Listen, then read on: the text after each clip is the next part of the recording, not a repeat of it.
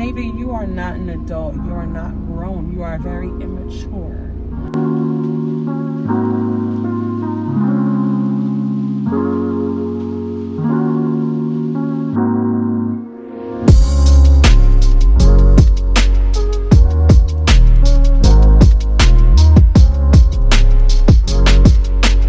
Hello everyone, I'm Emerald Louu. This is my channel on YouTube. I'm so happy to see you. Today we're going to talk about our favorite show, my new favorite show, which is Ready to Love. This episode continues to confuse me about the show because I don't get it, and now I really don't get it because of what transpired. So the episode starts off with the ladies. They're going to uncle, nephew, whomever he is, Tammy.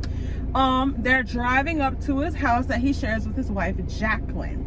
Now they get there, they're like, oh, this is nice. I'm assuming that they met at the house because Tommy wanted his wife to give some input into the ladies for the assignment that they have for the week. And the assignment for this week is, guess what?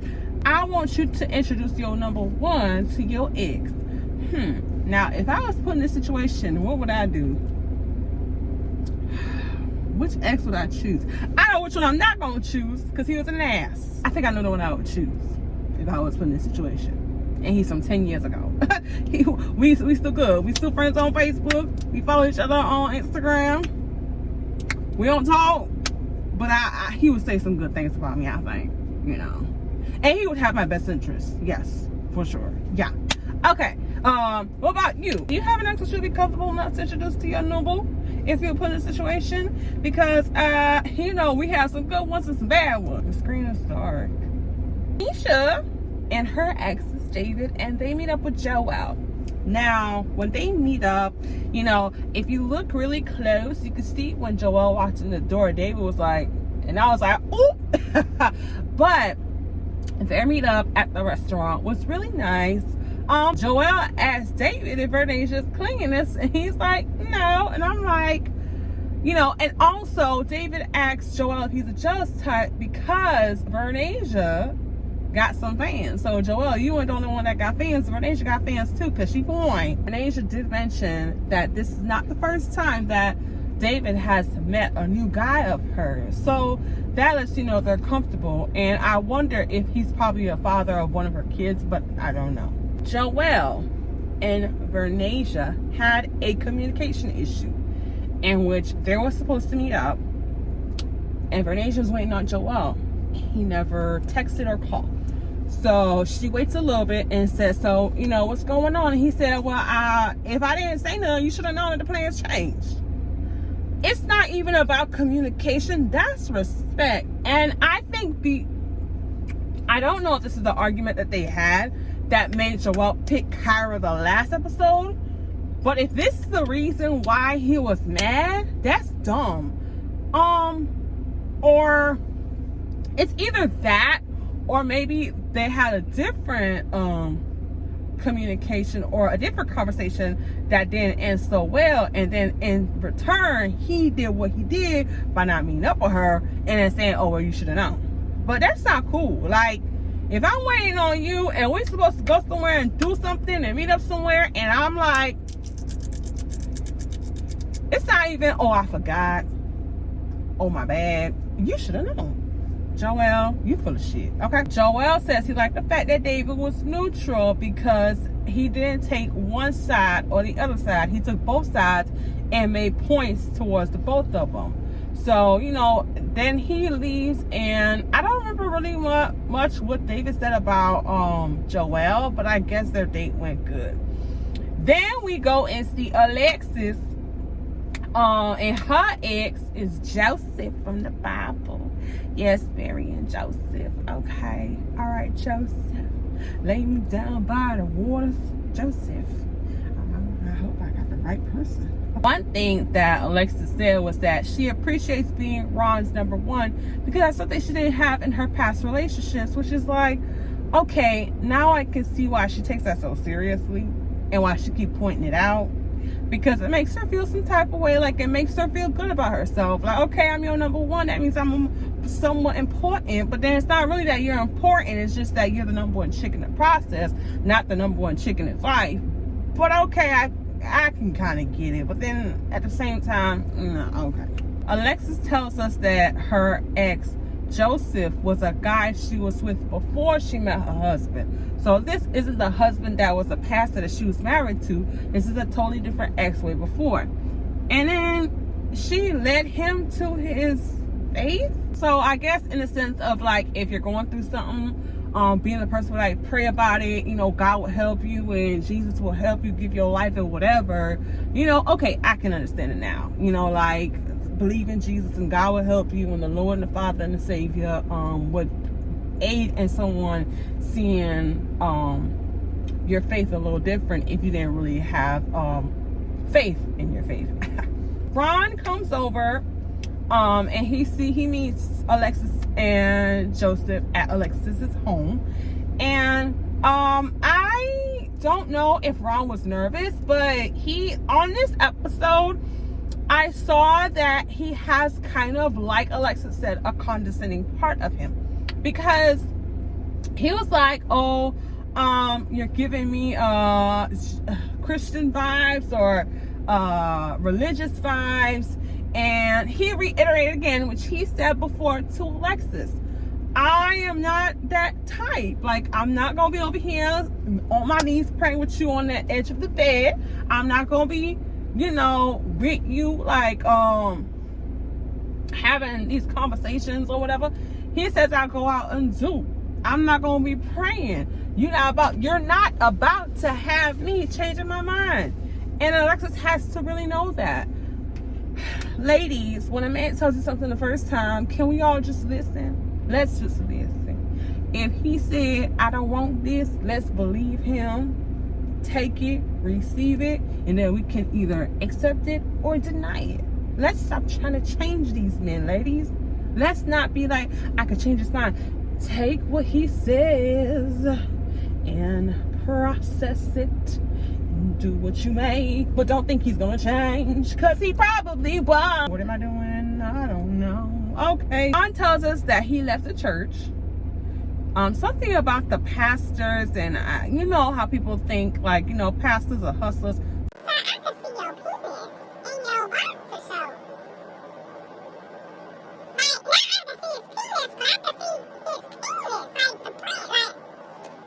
Vernasia, yeah, she takes him to the nail bar because she wants him to relax. Let's meet up, let's chit chat, which I think was really nice. That was very sweet. So Vernasia is there with Alexis, Kyra, and Liz, and then they was making some drinks, describing their dudes. Luckily enough, none of the girls at this time was picking the same guy. Alexis is Ron, Kyra is Jason, Liz is David, and Vernasia is Joelle. I had to say that very slowly because I fucked up 3 times. They're at the pedicure seats, and you know, they're talking. And Liz, y'all, Liz is messy. Liz said, I think I want a little bit of that Jason. And I was like, oh my God. She messy. And then Vernasia has pointed out that she doesn't think that Kyra's gonna let go of AJ. And I see that Kyra doesn't like being called out. Kyra doesn't like being called out at all, because every time somebody says something, she's always like, oh wow, really? She's somebody who doesn't like that. She said, yeah, she does feel that way. She has a hard time letting go of AJ. Alexis pointed out that she's the only one who hasn't had a kiss. Everybody had a kiss. And hey, Alexis over here, she said, let's go pray about it. Let's talk about my favorite scene. Y'all, this scene, oh my God, it was so funny. Clarence, hello, that's my younger brother's name, so that's kind of funny. Hello, Clarence. Yes, are you looking for a niece? I need somebody like you. You know, I need somebody like you in my connects, okay? Email me, Clarence, or follow me on Instagram, Clarence, because you don't play. You don't play. I like that. Okay. Liz told Clarence right before David showed up about a situation that we didn't know, that David called Liz out in front of his friends. So basically, I guess when the camera stopped rolling, David gonna ask Liz, what did you do today? And then she told him, I went on, you know, to meet Jason, and his friends. And he said, oh, did you kiss Jason again? If that ain't told you what you need to know, Liz, because you ain't gonna embarrass me in front of my friends. Listen, see, us women's, I think a lot of us are like this. It don't matter if we arguing or beefing with our dude. When our homegirls around, well, I'm not about to sit here. We don't put our business out there like that. That was messed up for him to do something like that, because you don't do that to people. You don't pull that stuff in front of your friends and embarrass somebody that you're trying to get to know, that your friends are also getting to know, and have them create an idea of her that she's like some type of Jezebel, that she's some kind of disgusting ass skank, that she is an unblessed woman or a dirty woman. And you could tell that Clarence also saw that. So David rolled up, and I think before he rolled up, Liz was saying that they haven't even spoken to one another in a minute. So you embarrass people, and then you act like you're gonna ghost them, and it's like, boy, who else you gonna be talking to in this process?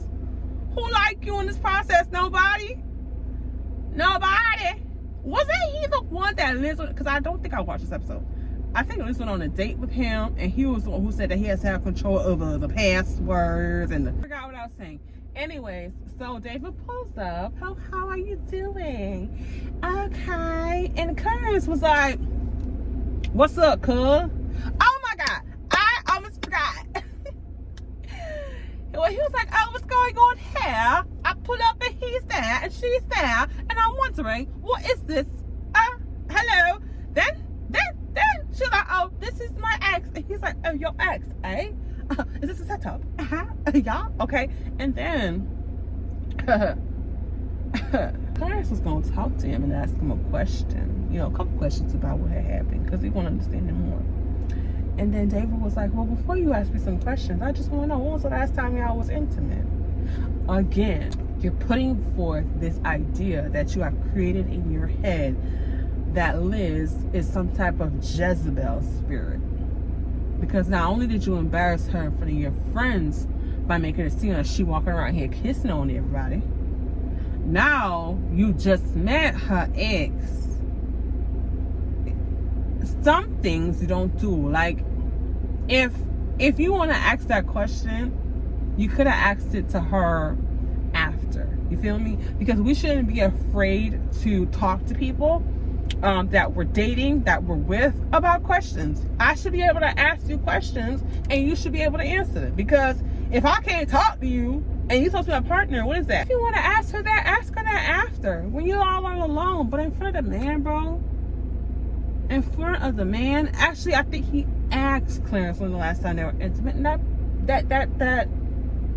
that shook Clarence. But okay. So then after that, you guys, they're talking, and then Clarence brings up the fact that, she feels the type of way about what happened, and David says, oh, communication is important, and I want somebody I can feel safe with. So then Clarence flips it around and says, do you think she feels safe with you? And he said yes. And then he said, well, why did this happen? And like Liz says, he just starts throwing compliments at her to make it, to I guess diffuse the situation, make it not as serious as it is. David then says, can we bring down the strength? And y'all, and Clarence was like, hold up. And he said, I'm an alpha. I don't know how to be weak. Y'all, Clarence, if you need a niece, holler at me. Holler at me if you need a little niece, okay, to put up on game about these niggas, okay? Everybody can have an extra uncle in their life to put them up on game. And hey, uncle, you need to come check this dude real quick for me, because he acting up, and this is what's going on. What you think about it, okay? And he ain't ugly. Mr. Clarence ain't ugly, okay? David gets up to leave, and then David has the audacity to say that we're grown and we're adults and we should be able to have a conversation. What? People are trying to get to know you, and they're prejudging you, pre-screening you as a potential for someone that they care about, and you have failed. You can't sit down and have an adult conversation, but then you want to go ahead and say, we're grown and we should be able to talk. I don't know what's wrong with you. But you need help. You need help, because at your age, this shouldn't be an issue. And I can't stand it. I can't stand it. Amber is with her ex, Tony. And when I saw Tony, it's not Tony, it's Tony. It's Tony. When I saw Tony, I was like, But I didn't want to say nothing, because I don't know what is and what ain't. So I didn't want to act like I knew. But he is. She said that past was rocky. They were giving these weird looks, and I was like, okay, what's going on? And Chris also picked up on that too. Like, okay, what's going on? What is this? They were together on and off for a long time. Tony is gay, but he was in a relationship with Amber. I respect the men who are gay, who've been known they were gay, and who lived in their truth, rather than try to suppress their gay. Because there is a woman, a young woman right now that I know of, that I've met, that I've been around. She has a son, and her son's father is gay. He knew he was gay. He didn't want to accept it. And it was, I don't know if you guys remember that time. I think Obama had passed like some law for the LGBTQ people. And that's when he decided he wanted to let it be known that he was gay. But you knew you were gay. I don't like that. Because if you're a bisexual, you know you like both. And you let people know, right? But when you're gay and you're dating a woman, I can't imagine. That's like so heart-wrenching, because it's like, is it me? Is it me? Is there something wrong with me that make you not like women? Because you have to understand, it's very easy for you to have an issue that you're coming through and dealing with, and for it to transfer onto the other person. You may not have been able to accept and deal with, and maybe you're afraid of judgment from family members and everybody else like that, so you didn't want to let it out. But now you decide to let it out, but you was with this woman, and then now it's like you're giving her some type of issue, because now it's like, wait a minute, was my pussy not good enough? Was the head I was giving you not enough? Was I not there? Am I not supported? Because even though it's not her, but I can imagine it's then gonna be like, what's wrong with me? Like, am I broken? So I feel like living your truth. Okay, living your truth. It was all good. Chris was okay, was happy that it wasn't nothing too serious, because he was feeling the tension, or some type of weird tension, and he said he don't gotta worry about that. When Chris said he wanted 5 kids, Amber was like, oh.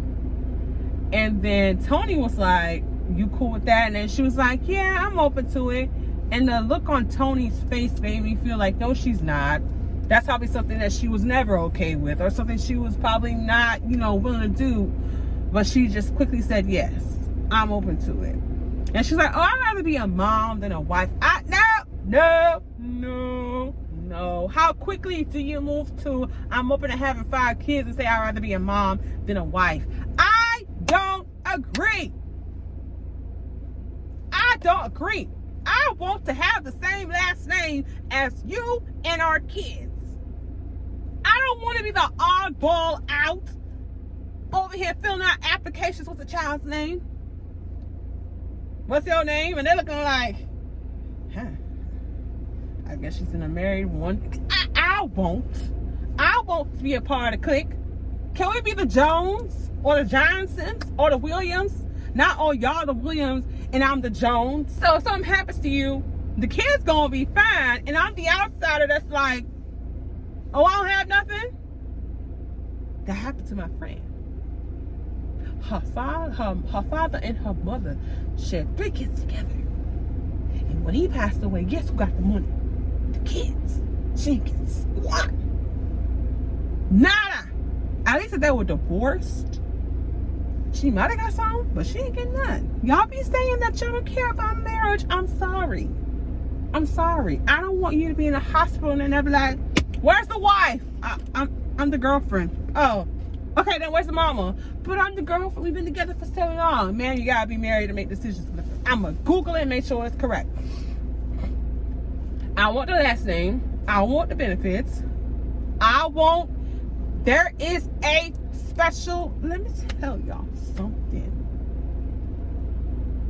To have a man get down on his knee and make that proclamation and ask you to be his wife, there is power in that. For a man to love you so much that they want to be with you forever, and they want you to be their wife, and they want you to be their forever partner, I don't know why nobody understands that. We could be together, we could live together, I could cook for you, I could clean the house, I could do all of this, but when you propose, that's making me see that you love me and you never want us to be apart. You never want us to break up. You want to be with me forever. You want to do this thing called life with me. And let's stop robbing ourselves of having the honor of someone asking you to be with them and share life with them forever. It's not about court. It's not about the government. It's about love. And if you love me and you gonna want me to have your last name so people could know wherever I go, that's my wife.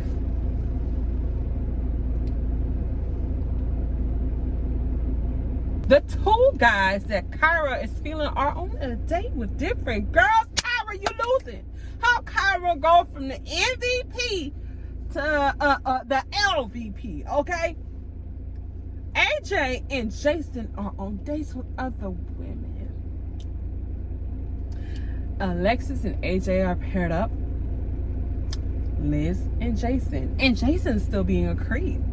Jason is still rubbing his lips on people. Okay? He's giving people bedroom eyes. And he needs to stop. It's weird. Don't be looking at me all sexually like that. You making me uncomfortable. Don't do that. And Alexis like, oh, I be feeling butterflies when I'm around AJ. And I can't explain this feeling. And he's my usual type. But I know he's going to break my heart because I know he's a player. Okay? And then Alexis says that the reason why she chose Ron is because Ron chose her. So I guess Alexis really likes AJ. But then she wasn't sure about AJ. So then she picked Ron because Ron said she's his number one. Alexis, you are at a dead end, my dear, because AJ ain't no good. Because I'm pretty sure what you're saying about AJ is true. And Ron ain't shit. Okay? And I don't think AJ's a spiritual leader. I don't get spiritual leader from AJ. AJ gonna be committing adultery in this house that we have created. Hallelujah. Liz said Jason thinks up here like a kid. Jason wants to get you in the bed. Premarital sex. Liz, wake up and smell the coffee, the roses, the weed, okay? Jason wants to fornicate with you. He make you feel like a kid, all right. A hot in the pants teenager is what it is. Alexis said that she feels like she could really fall in love with AJ easily. But yeah, AJ gonna say, oh, can I shut you up real quick? There AJ go again, cutting off the conversation real quick, not wanting to have the conversation and not want to do communication. That's the issue. He has that with everybody, because rather than talking about it and being real about it, he's like, oh, just know I'm here. And I'm here because I'm here. And I'm here. And I'm here. And I'm here. And I'm here. Okay? Let's live in the moment. We ain't living in the moment. You want me or you don't. Kyra and Jason are at Kyra's house and they're meeting her ex, Timothy. This scene was forgettable. That's why I didn't remember it. One thing that stood out was that Jason asked Timothy if Kyra is good with money, basically.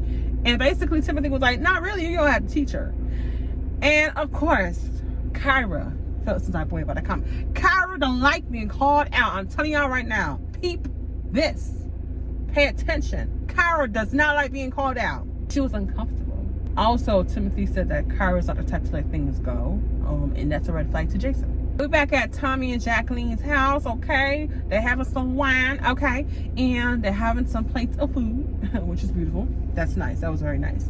And they're talking, and of course, we only hear about two people's dates, which is Vernasia and Alexis. We didn't hear about Amber's date, and we didn't hear about Kyra's date. Okay.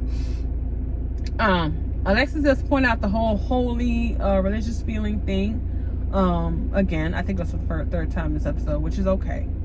And Tommy points out that's gonna be a problem, because when Sundays come around, it's gonna be a problem. Y'all can ignore it all y'all want. Well, when it's time to get up to go to church and that man say I ain't going, that's gonna be a problem. And they asked ladies the same question they asked the guys last week. If you had to leave today, who would you pick? Okay. Kyra said Jason. Liz said Jason. And I wrote, oh my gosh, shut up, Kyra. And yes, you are worried. Because she is worried. Because I think she said, oh, I'm not worried about it, but something, whatever. But you have two niggas that you talking to. And it just so happens that the nigga that you talking to, he giving Liz the same energy. Is it Liz's fault that Jason is giving her the energy? And again, what you can't do nothing to make the nigga stop. He got to see something about Liz that he don't like, or something about you that he really like, and he has a certain decision to pick one, not you. Renasia says Joel, of course. Amber says Chris, of course, and Alexis says AJ. I don't know if Kyra said anything about that part, but she don't got no right to say anything if or whatever. If she did say something, because you didn't say AJ, you said Jason. Okay, Alexis meets up with Ron, and they have a very uncomfortable conversation. Alexis was trying to prove a point, was trying to talk to Ron, and Ron was being very, he's being very dismissive, wasn't paying attention to her feelings, and I don't like that. Liz meets up with David, and hello, excuse me, let's talk about this for a second, okay? If I say I want to have a conversation, and I want to talk to you, I'm gonna lead the conversation. If I tell you that let's go out on a date, and we at the date, I invited you, therefore I speak. If you wanted to talk to me, you would have told me, let's talk. You would have called and said, let's talk. You would have told me, come out, let's talk. Liz invited you out, and then when she goes to talk, you're going to be interrupting her. Like, what the hell is wrong with you, dude? This dude got some issues. Like, seriously, it's not even funny. It's not even a joke. Something's wrong with this man. Then, to kind of overpower Liz, he stands up. And girl, Liz said, she stood up right back. What are you doing? And he does not back down. And Liz is talking to him so calm. Liz, and then he tries to like make a move on her. She said, whoa, David, stop. You disrespected her twice. You've been ghosting her.